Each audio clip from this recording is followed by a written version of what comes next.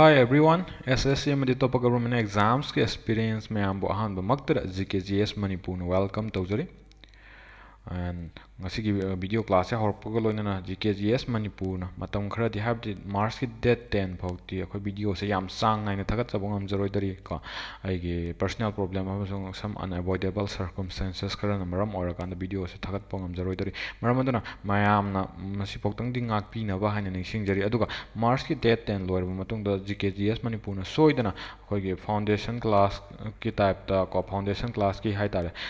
SSC of upcoming exams of SSC 2025 and atopa government exams of 2025 to important or foundation class ki video kaya ama puduna laksakini ko topic wise pujarakini ko maramodana GKGS Manipur gi channel asibu like share amasung support tawduna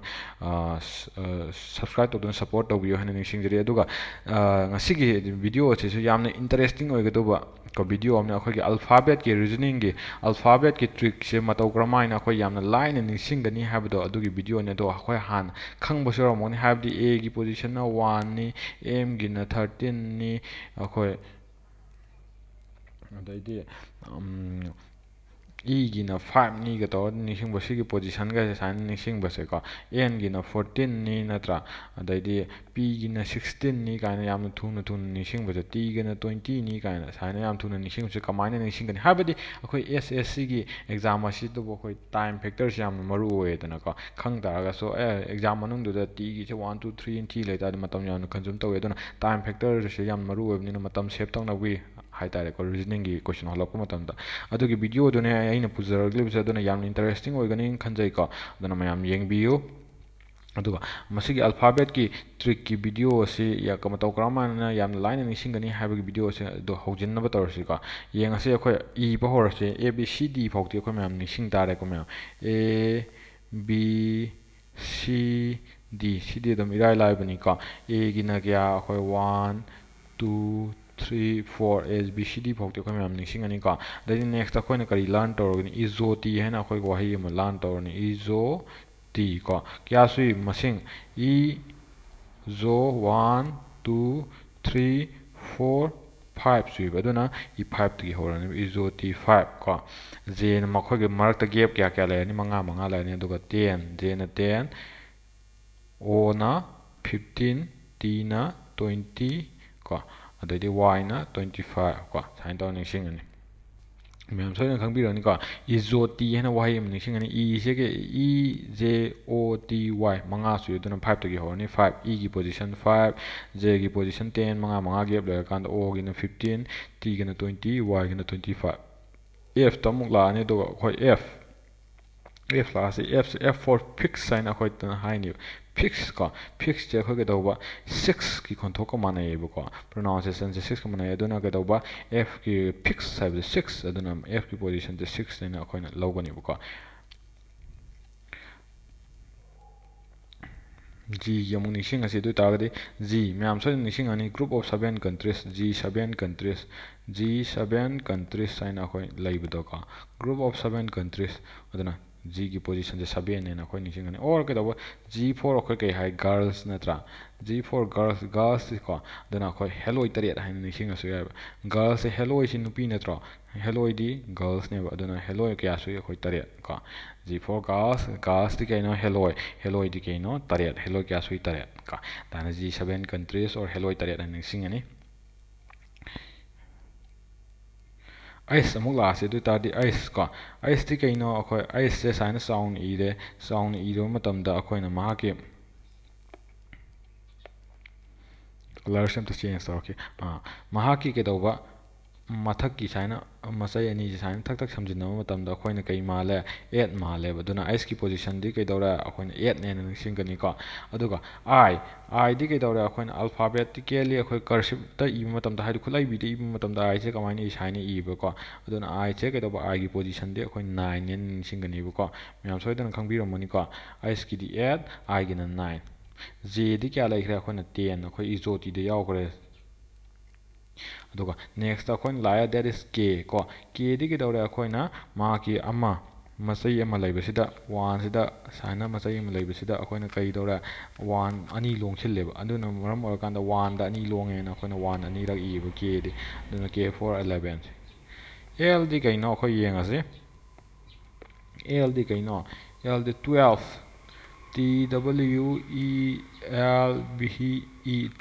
ko 12 na haiba matamda elf na haiba matamda khoi L gi kothok om chatkre 12 na ko aduna kai tawba L de khoi ma gi position je 12 ne logani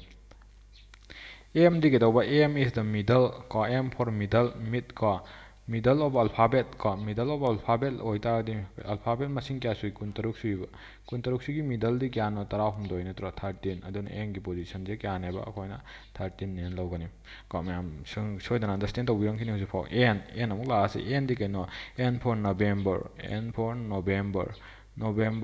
14 is Children Day and November 14 is Children Day. Aduna N gi position di 14. Ma'am so nixingani O di khoi hijackre O for izoti di yaukre O di kya position 15 laikre. P muk la se doi tar di P di kaino khoi saina uppaga longtho kan di ibu matam da pui se mathangang onar kan di ibu matam da khoi saina tai B gi type tai adu ko kedoba mark 6 male ko 6 male adu kedoba mark kitang ko le na khona 1 am hapche le ko 16 aduna P gi position 16 Q di kaina akhoi queen chi lohongba matam da queen is 17 years old when she is married ko queen chi lohongba matam da sahi kya sureba 17 years sureba when she is married ko married lohongba matam da sahi kya sure 13 sure aduna queen gi position di 17 ne do mahang lohong di sikana da no r da ne that is raja da queen di maharani di kana lohong di no raja is 1 years older natra older than kana dagi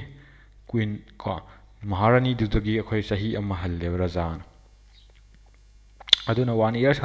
hanbani na kedoba raja di kedoba 17 dagi ama hengaladi 18 ma'am sai to nixing birani ko ma'am so na khangbiram mane hoji kedo queen di kedoba akhoi mahak se lohongma matamda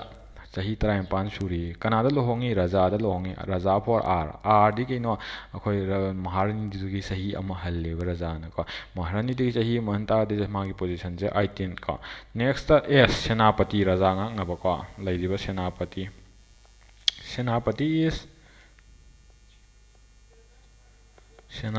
is 1 years older than raja natra raja dagi akhoi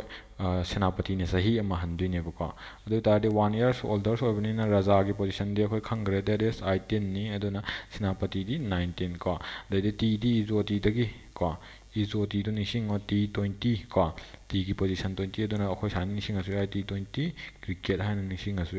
t gi di ko t 20 cricket aduna t gi position je 20 ne u di kaina akhoi graduation loiba matamda you are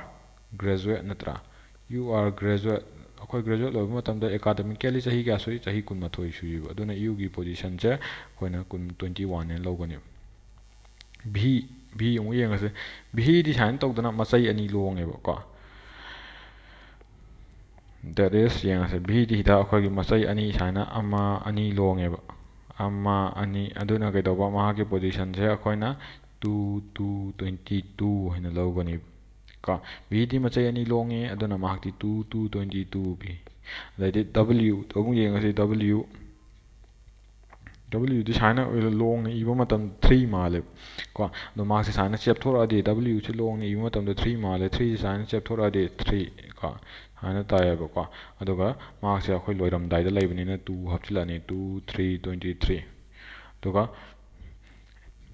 x tong la si ma'am x ti kamai ningsing ani akhoi x machai mari long e ba ko machai mari long e kamai na amma ani ahum mari hana long e ba long e ko aduna maram marakanda mahakti 4 se ke do mahak se loiram dai da leibani na akhoi ke do ba 2 hapchilani machai mari long e duga mahak se loiram dai da leibani na 2 hapchilani 24x duga y di ngasai izoti da izoti amuka mayam isi ko izoti da ke do 25 su da laiki y gi position di aduna y di 25 ne ma gi position je 20 15 10 5 natra ꯁꯥꯏꯅ ꯃꯈꯣꯏ ꯃꯉꯥ ꯁꯨꯕꯅꯤ 1 2 3 4 5 ꯁꯨꯕꯅꯤꯅ ꯀꯩꯗꯧꯕ ꯃꯈꯣꯏꯒꯤ ꯄꯣꯖꯤꯁꯟꯁꯦ 5 ꯇꯒꯤ ꯍꯧꯔꯀꯥꯟꯗ ꯃꯉꯥ gap ꯂꯩꯒꯅꯤꯕꯀꯣ ꯏꯖꯣꯇꯤ ꯑꯗꯨꯒ Z ꯇꯤ ꯂꯥꯁ ꯂꯦꯇꯔ ꯑꯣꯐ ꯗꯤ ꯑꯜꯐꯥꯕꯦꯠꯅꯦꯕ ꯂꯥꯁ ꯂꯦꯇꯔ ꯑꯣꯐ ꯑꯜꯐꯥꯕꯦꯠꯅꯦꯕ ꯑꯜꯐꯥꯕꯦꯠ ꯃꯁꯤꯡ ꯀꯌꯥ ꯁꯨꯏ 23 ꯁꯨꯏꯕ ꯑꯗꯨꯅ Z ꯒꯤ ꯄꯣꯖꯤꯁꯟꯗꯤ ꯂꯥꯁ ꯂꯦꯇꯔ ꯑꯣꯏꯕꯅꯤꯅ 26 ꯀꯣ ꯃꯌꯥꯝ ꯑꯃꯨꯛꯀ ꯍꯟꯅ ꯑꯃꯨꯛ ꯅꯤꯡꯁꯤꯡꯃꯤꯟꯅꯁꯤꯀꯣ ꯃꯀꯣꯛꯇꯩ ꯍꯧꯔꯀꯥꯟꯗ ꯌꯦꯡꯉꯁꯤ ꯑꯩꯈꯣꯏ ꯀꯩꯗꯧꯕ A B C D ꯗꯤ ꯑꯩꯈꯣꯏ ꯅꯤꯡꯁꯤꯡꯉꯅꯤ 1 A ꯒꯤ 1 B ꯒꯤ 2 C ꯒꯤ 3 D ꯒꯤ 4 ꯍꯥꯏꯅ ꯅꯤꯡꯁꯤꯡꯉꯅꯤ ꯑꯗꯨꯒ ꯀꯩꯗꯧꯕ ꯏꯖꯣꯇꯤ ꯅꯠꯇ꯭ꯔꯥ ꯏꯖꯣꯇꯤ ꯅꯦꯛꯁꯇ ꯑꯩꯈꯣꯏ ꯏꯖꯣꯇꯤ ꯅꯤꯡꯁꯤꯡꯉꯅꯤ E J O T Y ꯏꯖꯣꯇꯤ ꯀꯣ ꯍꯥꯏꯕꯗꯤ ꯃꯈꯣꯏꯁꯦ ꯃꯁꯤꯡ ꯀꯌꯥ ꯁꯨꯏ 1 2 3 4 5 ꯁꯨꯏꯕ ꯑꯗꯨꯅ 5 ꯇꯒꯤ ꯍꯧꯔꯀꯥꯟꯗ E ꯒꯤ ꯄꯣꯖꯤꯁꯟ 5 J ꯒꯤ ꯄꯣꯖꯤꯁꯟ 10 5 ꯒꯦꯞ ꯂꯩꯔꯀꯥꯟꯗ ꯀꯣ 5 ꯒꯦꯞ ꯂꯩꯔꯀꯥꯟꯗ O ꯒꯤ ꯄꯣꯖꯤꯁꯟ 15 T ꯒꯤ 20 ꯑꯗꯨꯒ Y ꯒꯤꯅ 25 ꯑꯗꯨꯒ F ꯇꯒꯤ ꯑꯃꯨꯛ ꯍꯧꯔꯁꯤ F ꯇꯤ ꯑꯩꯈꯣꯏ ꯐꯤꯛꯁ ꯍꯥꯏꯅ ꯍꯥꯏꯒꯅꯤ ꯐꯤꯛꯁ F4 ꯐꯤꯛꯁ 6 ꯒꯤ ꯀꯣꯟꯊꯣꯛ ꯃꯥꯜꯂꯦ ꯑꯗꯨꯅ S ꯒꯤꯗꯤ ꯑꯩꯈꯣꯏ 6 ꯅꯦꯕ G ꯗꯤ ꯀꯩꯅꯣ G7 countries ꯀꯣ ꯑꯗꯨꯅ ꯀꯩꯗꯧꯕ D ꯒꯤ ꯄꯣꯖꯤꯁꯟꯁꯦ 7 ꯀꯣ ꯑꯣꯔ ꯀꯩꯗꯧꯕ G ꯗꯤ ꯀꯩꯅꯣ ꯒꯥꯔꯜꯁꯅꯦꯕ ꯒꯥꯔꯜꯁꯇꯤ ꯀꯩꯅꯣ ꯑꯩꯈꯣꯏ ꯍꯦꯂꯣꯏ ꯁꯤꯅꯦꯕ ꯍꯦꯂꯣꯏ ꯅꯨꯄꯤ ꯀꯣ ꯍꯦꯂꯣꯏ ꯅꯨꯄꯤ ꯑꯗꯨꯅ ꯍꯦꯂꯣꯏ ꯃꯁꯤꯡ ꯀꯌꯥ ꯁꯨꯏ 3 ꯅꯠꯇ꯭ꯔꯥ G ꯒꯤ ꯄꯣꯖꯤꯁꯟ 7 ꯀꯣ ꯑꯗꯨꯅ ꯑꯩꯁꯇꯤ ꯀꯩꯅꯣ ꯑꯩꯁ ꯁꯨꯃꯥꯏꯅ ꯆꯥꯎꯅ ꯏꯕ ꯃꯇꯝꯗ ꯑꯩꯈꯣꯏꯒꯤ ꯑꯗꯨꯒ ꯃꯍꯥꯛꯀꯤ ꯃꯊꯛꯀꯤ ꯁꯨꯃꯥꯏꯅ ꯏꯔꯦ ꯃꯊꯛꯀꯤ ꯑꯅꯤꯁꯦ ꯁꯨꯃꯥꯏꯅ ꯊꯛ ꯁꯝꯖꯤꯟꯅꯕ ꯃꯇꯝꯗ ꯃꯍꯥꯛꯇꯤ 8 ꯃꯥꯜꯂꯦ ꯑꯗꯨꯅ ꯃꯍꯥꯛꯀꯤ ꯄꯣꯖꯤꯁꯟꯁꯦ 8 ꯅꯦꯕꯀꯣ I ꯗꯤ ꯀꯩꯅꯣ ꯃꯥꯁꯦ ꯑꯩꯈꯣꯏ ꯈꯨꯠꯂꯩꯕꯤꯗ ꯏꯕ ꯃꯇꯝꯗ I ꯁꯦ ꯁꯨꯃꯥꯏꯅ ꯏꯌꯦꯀꯣ ꯑꯗꯨꯅ I ꯒꯤ ꯄꯣꯖꯤꯁꯟꯁꯦ 9 ꯅꯦ ꯀꯣ ꯑꯗꯩꯗꯤ J ꯗꯤ 10 ꯂꯩꯈ꯭ꯔꯦ ꯑꯗꯨꯒ K ꯗꯤ ꯑꯩꯈꯣꯏ ꯁꯨꯃꯥꯏꯅ ꯃꯆꯩ ꯑꯃ ꯌꯨꯡꯉꯦꯀꯣ ꯌꯨꯡꯉꯀꯥꯟꯗ ꯑꯩꯈꯣꯏꯒꯤ ꯃꯥꯔꯛꯁꯦ ꯑꯅꯤ ꯂꯣꯡꯊꯣꯛꯑꯦꯕꯀꯣ ꯑꯅꯤ ꯂꯣꯡꯊꯣꯛꯄꯅꯤꯅ 1ꯁꯦ ꯌꯨꯡꯉꯤꯕ 1 ꯀꯣ ꯆꯞ ꯌꯨꯡꯉꯤꯕ 1ꯁꯦ ꯑꯅꯤꯔꯛ ꯏꯔꯦ 1 ꯍꯥꯏꯅ 12 ꯗꯤ L ꯗꯤ ꯀꯩꯅꯣ 12 ꯍꯥꯏꯅ ꯍꯥꯏꯗ꯭ꯔꯣ ꯑꯗꯨꯗꯒꯤꯀꯩꯗꯧꯕ L ꯒꯤ ꯄꯣꯖꯤꯁꯟ 12 M ꯗꯤꯀꯩꯅꯣ middle letter of alphabet middle ꯑꯩꯈꯣꯏ ꯑꯜꯐꯥꯕꯦꯠ ꯃꯁꯤꯡ ꯀꯌꯥ ꯁꯨꯏ 23ꯀꯤ ꯃꯤꯗꯜꯗꯤ 13 ꯀꯣ ꯅꯕꯦꯝꯕꯔ N ꯗꯤ ꯀꯩꯅꯣ November 14 N for November and November 14 is Children Day ꯀꯣ P ꯗꯤ ꯀꯩꯅꯣ P ꯁꯦ ꯑꯩꯈꯣꯏ ꯁꯨꯃꯥꯏꯅ ꯆꯨꯝꯅ ꯏꯕ ꯃꯇꯝꯗ ꯁꯨꯃꯥꯏꯅ ꯏꯕ ꯑꯗꯨꯕꯨ ꯃꯥꯔꯛꯁꯦ ꯃꯊꯛ ꯃꯈꯥ ꯑꯣꯟꯊꯣꯛꯅꯔꯗꯤ ꯁꯨꯃꯥꯏꯅ ꯑꯩꯈꯣꯏ ꯌꯨꯡꯈꯠꯈꯤꯕꯀꯣ ꯑꯗꯨ ꯑꯣꯏꯇꯥꯔꯗꯤ ꯃꯥꯔꯛꯁꯦ ꯈꯤꯇꯪ ꯀꯣꯟꯁꯤꯟꯕ ꯀꯥꯟꯗ 6 ꯃꯥꯜꯂꯦꯕꯀꯣ 6 ꯃꯥꯟꯕꯁꯦ ꯑꯩꯈꯣꯏꯅ ꯃꯃꯥꯡꯗ 1 ꯑꯃ ꯍꯥꯞꯆꯤꯜꯂꯀꯥꯟꯗ P for 16 ꯀꯣ P ꯒꯤ ꯄꯣꯖꯤꯁꯟꯁꯦ ꯀꯩꯅꯣ 16 ꯅꯦꯕ Queen ꯀꯣ Queenꯗꯣ ꯑꯩꯈꯣꯏ ꯀꯩꯗꯧꯕ Q for Queen ꯀꯨꯏꯟꯁꯤ ꯂꯨꯍꯣꯡꯕ ꯃꯇꯝꯗ ꯆꯍꯤ 13 ꯁꯨꯔꯤꯀꯣ ꯑꯗꯨꯒ ꯀꯩꯗꯧꯕ ꯃꯥꯁꯦ ꯀꯅꯥꯗ ꯂꯨꯍꯣꯡꯉꯦ ꯔꯥꯖꯥꯗ ꯂꯨꯍꯣꯡꯉꯦ ꯔꯥꯖꯥꯗꯣ ꯀꯩꯗꯧꯕ ꯀꯨꯏꯟꯗꯒꯤ ꯆꯍꯤ ꯑꯃ ꯍꯜꯂꯦꯌꯦ ꯑꯗꯨꯅ ꯃꯔꯝ ꯑꯣꯏꯔꯀꯥꯟꯗ ꯔꯥꯖꯥꯒꯤ ꯄꯣꯖꯤꯁꯟꯁꯦ 18 ꯅꯦꯕꯀꯣ ꯅꯦꯛꯁꯇ ꯑꯩꯈꯣꯏ ꯌꯦꯡꯉꯁꯦ ꯁꯦꯅꯥꯄꯇꯤꯁꯤ ꯀꯩꯅꯣ ꯔꯥꯖꯥ ꯄ꯭ꯔꯣꯇꯦꯛ ꯇꯧꯅꯕ ꯂꯩꯕꯅꯦ ꯑꯗꯨꯅ ꯃꯉꯣꯟꯗꯒꯤ ꯍꯦꯟꯅ ꯍꯟꯗꯕ ꯌꯥꯔꯣꯏ ꯔꯥꯖꯥꯗꯒꯤꯀꯣ ꯑꯗꯨꯅ ꯃꯔꯝ ꯑꯣꯏꯔꯀꯥꯟꯗ Senapati is 1 years older than ꯔꯥꯖꯥꯒꯤ ꯄꯣꯖꯤꯁꯟꯗꯤ 18 ꯅꯤꯀꯣ ꯑꯗꯨꯅ ꯁꯦꯅꯥꯄꯇꯤꯒꯤ ꯄꯣꯖꯤꯁꯟꯗꯤ ꯑꯃ ꯍꯟꯕꯅꯤꯅ 19 ꯅꯦꯕ ꯃꯌꯥꯝ ꯁꯣꯏꯗꯅ ꯈꯪꯕꯤꯔꯅꯤ ꯇꯤꯗꯤ ꯑꯩꯈꯣꯏ ꯏꯖꯣꯇꯤꯗꯒꯤꯁꯨ ꯈꯪꯈ꯭ꯔꯦ ꯑꯗꯨꯒ ꯁꯨꯃꯥꯏꯅ ꯅꯤꯡꯁꯤꯡꯉꯁꯨ ꯌꯥꯏ T20 ꯋꯥꯔꯜ ꯀꯞ ꯀꯣ T20 ꯀ꯭ꯔꯤꯀꯦꯠ ꯍꯥꯏꯅ ꯅꯤꯡꯁꯤꯡꯉꯁꯨ ꯌꯥꯏ ꯅꯠꯇ꯭ꯔꯥ ꯑꯗꯩꯗꯤ You are graduate ꯀꯣ ꯑꯩꯈꯣꯏꯁꯦ ꯒ꯭ꯔꯦꯖꯨꯑꯦꯁꯟ ꯇꯧꯕ ꯃꯇꯝꯗ ꯆꯍꯤ ꯀꯌꯥ ꯁꯨꯏ 12 ꯁꯨꯏꯕꯀꯣ ꯑꯗꯨꯅ You are graduate when you are 21 ꯑꯗꯨꯅ U ꯒꯤ ꯄꯣꯖꯤꯁꯟ 21 V ꯗꯤ ꯀꯩꯅോ V ꯗꯤ ꯃꯆꯩ ꯑꯅꯤ ꯂꯣꯡꯉꯦ ꯁꯨꯃꯥꯏꯅ 1 2 ꯂꯣꯡꯉꯦ ꯑꯗꯨꯅ ꯀꯩꯗꯧꯕ 2 2 22 V ꯀꯣ W ꯁꯦ ꯑꯩꯈꯣꯏ ꯁꯨꯃꯥꯏꯅ ꯆꯨꯝꯅ ꯏꯕ ꯃꯇꯝꯗ ꯂꯣꯡꯊꯣꯛꯅ ꯏꯕꯁꯦ 3 ꯃꯥꯜꯂꯦꯕ ꯑꯗꯨ ꯆꯦꯞꯊꯣꯔꯛ ꯇꯥꯔꯒꯗꯤ ꯁꯨꯃꯥꯏꯅ ꯑꯩꯈꯣꯏ 3 ꯍꯦꯟꯅ ꯆꯠꯂꯦꯕꯀꯣ ꯆꯦꯞꯊꯣꯔꯛ ꯇꯥꯔꯒꯗꯤ 3 ꯗꯥꯏꯔꯦꯛ ꯑꯣꯟꯈ꯭ꯔꯦꯀꯣ ꯑꯗꯨ ꯃꯃꯥꯡꯁꯦ ꯂꯣꯏꯔꯝꯗꯥꯏ ꯂꯩꯕꯅꯤꯅ ꯑꯩꯈꯣꯏ 2 ꯑꯃ ꯍꯥꯞꯆꯤꯜꯂꯛꯑꯀꯥꯟꯗ 3 ꯑꯃ ꯍꯟꯊꯔꯛꯑꯀꯥꯟꯗꯀꯣ ꯑꯗꯩꯗꯤ X ꯀꯣ X ꯁꯦ ꯑꯩꯈꯣꯏ ꯀꯩꯗꯧꯕ ꯃꯆꯩ ꯃꯔꯤ ꯂꯣꯡꯉꯦ 1 2 3 4 ꯀꯣ ꯑꯗꯣ ꯃꯆꯩ ꯃꯔꯤ ꯂꯣꯡꯉꯦ ꯀꯩꯗꯧꯕ ꯑꯗꯨꯒ ꯀꯩꯗꯧꯕ ꯃꯥꯔꯛꯁꯦ ꯂꯣꯏꯔꯝꯗꯥꯏ ꯂꯩꯕꯅꯤꯅ ꯑꯩꯈꯣꯏ 2 ꯑꯃ ꯍꯥꯞꯆꯤꯜꯂꯛꯑꯀꯥꯟꯗ 24 X ꯒꯤ ꯄꯣꯖꯤꯁꯟ 24 Y ꯗꯤ ꯏꯖꯣꯇꯤꯒꯤ ꯑꯔꯣꯏꯕ ꯋꯥꯍꯩ ꯀꯣ 25 ꯀꯣ ꯑꯗꯩꯗꯤ Z ꯗꯤ last letter of the alphabet 26 ꯍꯥꯏꯅ ꯅꯤꯡꯁꯤꯡꯉꯅꯤ ꯁꯣ ꯑꯗꯨꯅ ꯑꯩꯈꯣꯏ ꯁꯤꯒ ꯃꯔꯤ ꯂꯩꯅꯕ ꯑꯩꯈꯣꯏꯒꯤ ꯏꯝꯄꯣꯔꯇꯦꯟ ꯀꯣꯏꯁꯟꯁꯤꯡ ꯑꯗꯨꯝ ꯃꯃꯥꯡ ꯄ꯭ꯔꯤꯚꯤꯌꯁ ꯏꯌꯔ ꯍꯪꯈ꯭ꯔꯕ ꯀꯣꯏꯁꯟ ꯑꯃꯅꯤꯇꯪ ꯑꯩ ꯂꯧꯈꯠꯆꯔꯛꯀꯦꯀꯣ ꯌꯥꯝꯅꯗꯤ ꯌꯥꯝꯗꯕꯤꯀꯣ ꯌꯦꯡꯃꯤꯟꯅꯔꯁꯤ ꯑꯗꯨ ꯇꯥꯔꯗꯤ ꯑꯍꯥꯟꯕ ꯀꯣꯏꯁꯟꯗ ꯍꯥꯏꯔꯦ Z Y X ꯁꯤꯒꯤ ꯀꯣꯏꯁꯟꯁꯨ ꯀꯩꯗꯧꯕ ꯑꯩꯈꯣꯏꯒꯤ ꯀꯣꯏꯁꯟ mark from the given responses find the missing letter in the series ꯍꯥꯏꯌꯦꯀꯣ ꯁꯤꯒꯤ missing letter ꯀꯣꯏꯁꯟ ꯃꯥꯔꯛꯇ ꯂꯩꯕꯁꯦ ꯀꯔꯝꯕ ꯁꯦꯔꯤꯁꯀꯤ ꯀꯔꯝꯕ ꯃꯁꯤꯡ ꯑꯣꯏꯗꯣꯏꯅꯣ EDC ꯁꯤ ꯑꯣꯏꯗꯣꯏꯔꯥ MED ꯁꯤ ꯑꯣꯏꯗꯣꯏꯔꯥ JGF ꯑꯣꯏꯗꯣꯏꯔꯥ STR ꯑꯣꯏꯗꯣꯏꯔꯥ ꯍꯥꯏꯅꯀꯣ ꯑꯩꯈꯣꯏ ꯏꯊꯣꯛꯑꯁꯤ ꯑꯗꯨ ꯑꯣꯏꯇꯥꯔꯗꯤ ZYX SR Q L K J ꯀꯣ ꯑꯩꯈꯣꯏꯗ ꯀꯔꯝꯕ ꯂꯥꯛꯇꯣꯏꯅꯣ ꯌꯦꯡꯗꯣꯏꯅꯤꯀꯣ ꯑꯗꯨ ꯑꯣꯏꯇꯥꯔꯗꯤ ꯌꯦꯡꯅꯕꯒꯤꯗꯃꯛꯇ ꯃꯌꯥꯝ ꯑꯩꯈꯣꯏꯅ ꯀꯩ ꯇꯧꯔꯅꯤ ꯃꯥꯒꯤ ꯑꯜꯐꯥꯕꯦꯠꯁꯤꯡꯁꯤꯒꯤ ꯄꯣꯖꯤꯁꯟ ꯏꯔꯅꯤ Z ꯒꯤ ꯄꯣꯖꯤꯁꯟꯗꯤ ꯀꯩꯅꯣ ꯑꯩꯈꯣꯏ 26 Y ꯒꯤꯗꯤ ꯀꯩꯅꯣ ꯑꯩꯈꯣꯏ ꯍꯧꯖꯤꯛ ꯅꯤꯡꯁꯤꯡꯈ꯭ꯔꯦ ꯏꯖꯣꯇꯤꯒꯤ ꯑꯔꯣꯏꯕ 25 X ꯗꯤ ꯀꯩꯅꯣ ꯑꯩꯈꯣꯏ ꯃꯁꯤꯡ ꯃꯔꯤ ꯂꯣꯡꯉꯦꯅ ꯑꯩꯈꯣy 24 ꯀꯣ ꯃꯔꯤ ꯂꯣꯡꯕꯒꯤ 4 ꯀꯣ ꯑꯗꯨ ꯂꯣꯏꯔꯝꯗꯥꯏ ꯂꯩꯕꯒꯤ 2 ꯑꯃꯒ ꯀꯣ ꯑꯗꯩꯗꯤ S ꯗꯤ ꯀꯩꯅꯣ Senapati aduga sida yengase q da yengase Queen is kaidoba 17 years old when she is married ko adai Raja is 1 years older than Queen ko adai and Senapati is also 1 years older than Raja aduna 19 ko aduna maram kan L di 12 na haibada du te ki khoina kaidora 12 ko adai di k di kaido amma da akhoi ki simachen amma sida ani longe na khoi amma 11 ko 11 haibni ko 1 haibna tim adai de akhoi z di kaino izoti haibna natra adu sigi z sine natra adu tadi 5 like in 10 z gi position de adu tadi si ani sigi marakta lairiba gap yengase akhoi sida kari laktoino khangde ko akhoi sida sigi uhai ani masing ani sigi marakta ki gap kya lai -7 gi gap lai ko hida su kya lai -7 gi gap lai ko adu tadi next so akhoi -7 gi gap lai oidrana -7 gap lai ga ti kya chalane 5 chalane ko aduna 5 12 to -7 chakhadi 5 ko 5 ki position da kai lai e lai ga du natra da ta e yaw ba da na option na be da lai sida e yaw bra yaw de j da yaw bra han ba da yaw bra yes da nate ko option ahum chakre aduna khoi makha ta ningai option check makha option da option a ga tang le maure that is option a is the correct option here ko atopa se check tong ngai mathau ta dre ba ko habidi matam mang na ni ko ma ama khak phange ama khak to option ama khak ta yaram me ko du ta di sina correct option wer ni ko do mayam ga dong ting min si next si so khoi kai dora -7 lai de dasu -7 laire ma ki gap se dasu -7 ki gap lai roitra du ta di ki 11 da ki -7 cha ka di 4 position da ki leki d leki ba ko ed adai di next ta amok si dasu -7 ki gap laire adai di dasu q ga j ga so -7 ki gap laire dasu akhoi -7 ki gap la oitra na dai j da ki -7 cha ka di 3 di kaino c ko mam so na ningsing biramani so edc is the correct option here ko. With this next question,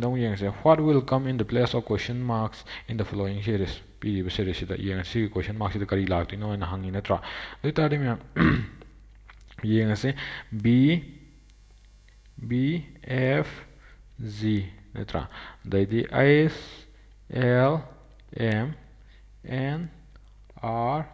S akhoi khangkhre that is duita de akhoi ma ki position thing main ba hora asika b ki di 2 f ki di fix 6 and have the ka f ki di fix 6 ka duita de f ki position di 6 g ki di 7 countries 7 aduna ka do or gas ti kain hello tariat han sing be sha ko s ti ke do ma mathak ani se hapchila kan da akhoi kai ma le 8 ma le natra l di 12 to ka 12 m ki di kain middle of the alphabet letter 13 natra that the n di November 14 is children day n for November and November 14 is children day Raja di kaino Raja is 1 years older than Queen to say kya shok da lohong e ba 17 shok da lohong e ba don Raja da 18 and s di kaino Senapati is 1 years older than Raja ko don 19 si bok tu myam chain khang biramani ka doi ta ga de akhoi khang that is akhoi the market difference yeng asika difference kya de akhoi 2 da ki 8 lakh hai ta ga +6 ko taru hapchila kan 8 lakh ne tra adai di 8 ta ki 14 lakh hai ta ga so akhoi +6 tor ani bu ko +6 hapchila kan doi ta di next series ta so akhoi +6 hapchila oidra ne hapchila kan ni ko 14 da +6 tok ta di 20 ki bu 20 di kaino t20 t ko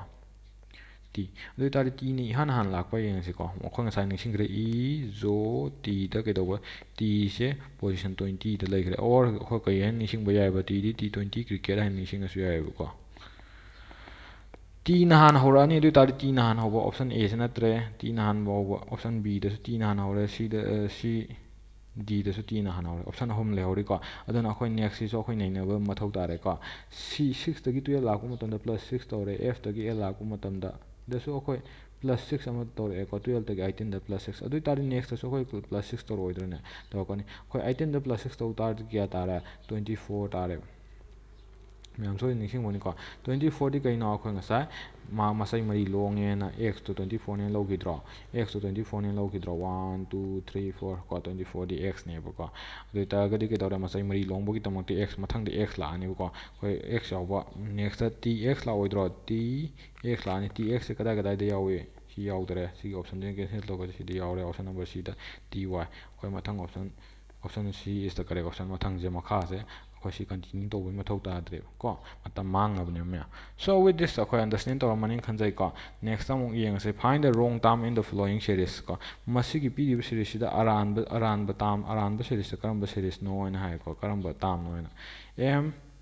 ꯗꯤ ꯑꯩꯈꯣꯏ ꯑꯣꯞꯁꯟꯗ ꯌꯦꯡꯉꯁꯤ M D ꯑꯩꯁ ꯁꯤꯗ 1 2 3 4 5 ꯄꯤꯕꯅꯤ ꯑꯣꯞꯁꯟꯗꯗꯤ 4 ꯈꯛꯇꯪ ꯂꯩꯇꯕꯅꯤꯅ 4ꯗꯨꯇꯪꯅꯤ ꯑꯩꯈꯣꯏꯅ ꯅꯩꯅꯗꯣꯏꯁꯦꯀꯣ ꯑꯗꯨꯅ M D ꯑꯩꯁ ꯑꯣ S ꯁꯤ and F E P E ꯗꯤ ꯀꯣ ꯑꯗꯨ ꯑꯣꯏꯇꯥꯔꯗꯤ ꯀꯔꯝꯕ ꯑꯣꯞꯁꯟ ꯌꯥꯎꯗ꯭ꯔꯦ ꯀ꯭ꯌꯨ ꯕꯤ ꯑꯦꯐꯁꯦ ꯌꯥꯎꯗ꯭ꯔꯦꯕ ꯑꯗꯨꯅ ꯀ꯭ꯌꯨ ꯕꯤ ꯑꯦꯐꯁꯦ ꯑꯩꯈꯣꯏ ꯍꯣꯠꯄꯒꯤ ꯃꯊꯧ ꯁꯨꯡꯇꯥ ꯇꯥꯗ꯭ꯔꯦ ꯁꯤꯒꯤ ꯑꯣꯞꯁꯟ 4ꯁꯤꯗ ꯅꯩꯅꯔꯁꯤꯀꯣ ꯑꯦꯝ ꯏꯔꯁꯤ ꯑꯗꯨ ꯑꯣꯏꯇꯥꯔꯗꯤ ꯃꯌꯥꯝ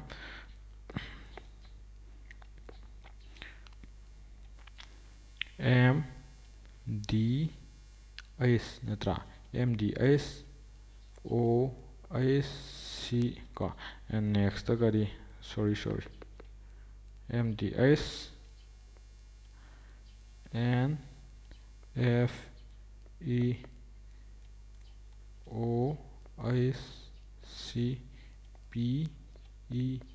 ꯗꯤ ꯅꯠꯇ꯭ꯔꯥ ꯑꯦꯝ ꯗꯤ ꯑꯩꯁ ꯁꯤ ꯏꯔꯁꯤ ꯑꯦꯝꯗꯤ ꯀꯩꯅꯣ ꯑꯩꯈꯣꯏ ꯃꯤꯗꯜꯅꯤ 13ꯅꯤ ꯗꯤ ꯀꯩꯅꯣ 4ꯅꯤ ꯑꯩꯁꯇꯤ ꯉꯁꯥꯏ ꯀꯩꯗꯧꯕ ꯃꯊꯛꯀꯤ ꯑꯅꯤꯁꯤ ꯊꯝꯖꯤꯟꯅ 8 ꯃꯥꯜꯂꯦꯅ ꯍꯥꯏꯕꯀꯣ ꯑꯦꯟꯗꯤ ꯅꯕꯦꯝꯕꯔ 14 ꯑꯦꯐ ꯗꯤ ꯐꯤꯛꯁꯇꯣ 6 ꯍꯥꯏꯅ ꯍꯥꯏꯕ ꯏꯗꯤ ꯏꯖꯣꯇꯤꯒꯤ ꯑꯍꯧꯕ ꯋꯥꯍꯩ 5 ꯀꯣ ꯑꯣꯗꯤ ꯖꯦ ꯑꯣ ꯏ ꯖꯦ ꯑꯣ ꯍꯥꯏꯅ ꯍꯥꯏꯒꯤꯗ꯭ꯔꯣ ꯏ ꯖꯦ ꯑꯣ 10 ꯁꯣꯔꯤ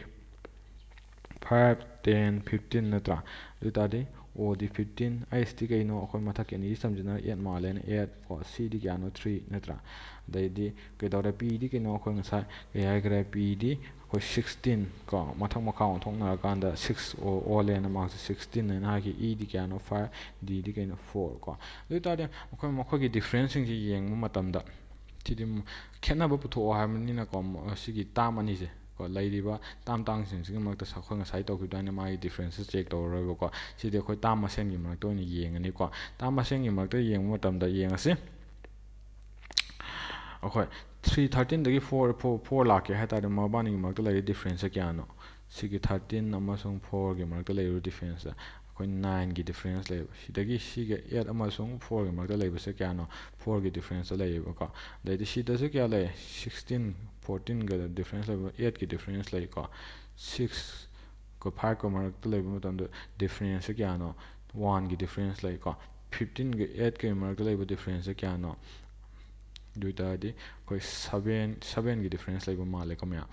ꯃꯥꯅꯦ 7ꯒꯤ ꯗꯤꯐ꯭ꯔꯦꯟꯁ ꯂꯩ 8ꯒ ꯀꯩꯗꯧꯕ ꯁꯤꯒꯤ ꯃꯔꯛꯇ ꯂꯩꯕꯗꯤ ꯀꯌꯥꯅꯣ ꯑꯩꯈꯣꯏ 5ꯒꯤ ꯗꯤꯐ꯭ꯔꯦꯟꯁ ꯂꯩ ꯑꯗꯨ ꯑꯣꯏꯇꯥꯔꯗꯤ ꯗꯤꯐ꯭ꯔꯦꯟꯁꯇ ꯍꯣꯠꯄ ꯃꯇꯝꯗ ꯃꯁꯤꯁꯦ ꯑꯩꯈꯣꯏ ꯌꯥꯗ꯭ꯔꯦꯕ ꯂꯣꯏꯅ ꯈꯦꯠꯅꯔꯦꯕꯀꯣ ꯑꯗꯨ ꯑꯣꯏꯇꯥꯔꯗꯤ ꯗꯤꯐ꯭ꯔꯦꯟꯁꯇ ꯌꯥꯗ꯭ꯔꯕꯅꯤꯅ ꯑꯩꯈꯣꯏ 8 ꯍꯥꯏꯔꯤꯕ ꯇꯥꯝ ꯃꯌꯥꯝꯁꯦ ꯑꯩꯈꯣꯏ ꯑꯃꯨꯛ ꯀꯩꯗꯧꯔꯅꯤ 8 ꯇꯧꯔ ꯌꯦꯡꯉꯅꯤꯕꯀꯣ ꯑꯗꯨ ꯇꯥꯔꯗꯤ ꯌꯦꯡꯉꯁꯤ 13ꯅꯦ 4ꯅꯦ 8ꯅꯦ ꯑꯩꯈꯣꯏ ꯁꯤꯒꯤ ꯀꯩꯅꯣ ꯃꯁꯤꯡ ꯑꯍꯨꯝꯁꯦ ꯇꯤꯡꯁꯤꯟꯅ ꯇꯥꯔꯗꯤ ꯀꯌꯥ ꯇꯥꯔꯦ 17 13ꯒ 4ꯒ ꯄ꯭ꯂꯁ ꯇꯧ ꯇꯥꯔꯗꯤ 17 ꯄ꯭ꯂꯁ 8ꯇꯤ ꯑꯩꯈꯣꯏ ꯀꯌꯥ ꯇꯥꯔꯦ 25 ꯇꯥꯔꯦ ꯀꯣ ꯑꯗꯩꯗꯤ 14 ꯄ꯭ꯂꯁ 6 ꯀꯣ ꯑꯗꯩꯗꯤ +5 ꯇꯤ ꯀꯌꯥ ꯇꯥꯔꯦ ꯁꯤꯁꯨ 25 ꯇꯥꯔꯦ ꯑꯗꯩꯗꯤ 15 + 8 + 3 ꯗꯤ ꯀꯌꯥ ꯇꯥꯔꯦ 15 + 8 + 3 ꯗꯤ ꯀꯌా ꯇꯥꯔꯦ 24 ꯇꯥꯔ ꯃꯥꯜꯂꯦꯀꯣ 18 19 20 21 ꯅꯠꯇ꯭ꯔꯥ